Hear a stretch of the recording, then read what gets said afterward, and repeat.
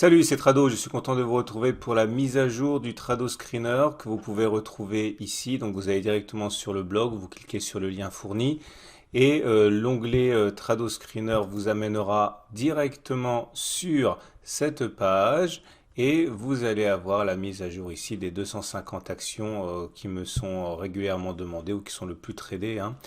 Et avec à chaque fois la note en données hebdomadaires, la note en données journalières et la note globale. Alors simplement pour que vous compreniez, je vais prendre un exemple qui est celui d'une action qui m'a été demandée. Il s'agit de Poxel, donc on descend la liste et je vais vous expliquer comment ça fonctionne. Vous pourrez ensuite le faire vous-même. Alors c'est pas des conseils, mais au moins ça peut vous apporter de l'aide.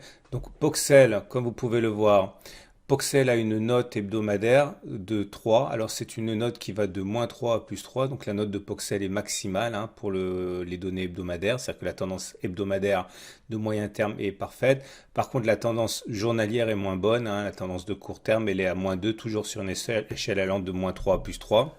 Donc si on revient à Poxel, effectivement, la note elle est positive, elle est de 3, ce qui signifie qu'il est plus probable que l'on aille solliciter la prochaine résistance plutôt que l'on casse le prochain support. Alors, je vous explique comment ça fonctionne. Alors, il faut savoir tracer les supports et les résistances. Là, je suis sur Poxel.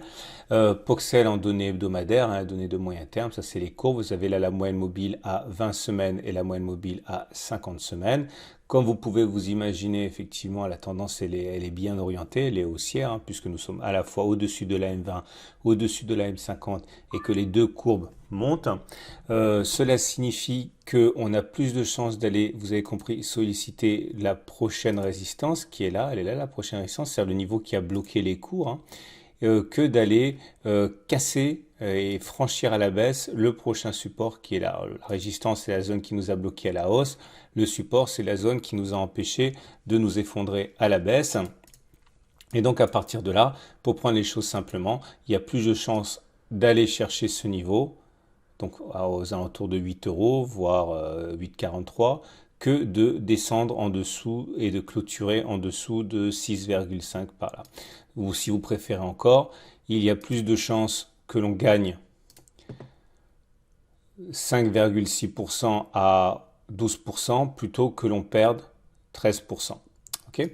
Et alors maintenant, si vous voulez convertir ça en trade, ça veut dire quoi? Ça veut dire qu'il faut absolument trouver un niveau d'intervention où cela est rentable, c'est-à-dire que ce qu'il y a à gagner doit être plus important que ce qu'il y a à perdre. Concrètement, ça veut dire que là, on est sur des niveaux un petit peu élevés parce que, en gros, si on espère gagner 6%, mais que l'on risque de perdre quand même 13%, c'est pas très intéressant. Il vaut mieux attendre dans ce cas, mais là je parle uniquement de trading, pas d'investissement, que l'on descende un petit peu. Et lorsqu'on sera descendu suffisamment pour avoir un ratio gain-risque intéressant, par exemple là vous voyez, on peut gagner, il y a plus de chances donc de gagner 11,3% que de perdre 8%. Donc on est à la fois dans le sens des probabilités de réussite et à la fois dans un ratio gain-risque qui est intéressant. Voilà, c'était un simple exemple destiné à vous montrer comment fonctionne le Trado Screener. Vous pouvez faire la même chose pour les données journalières, hein, puisque le Trado Screener donne une note en hebdomadaire et en journalier. Voilà. Je vous invite à, si vous le désirez, à regarder les autres actions que vous avez en portefeuille pour vous donner une idée de la tendance. Mais bien sûr, encore une fois, il n'y a pas de conseil, c'est simplement une aide donnée à titre d'information, à titre pédagogique et informatif. À la semaine prochaine pour la mise à jour du Trado Screener.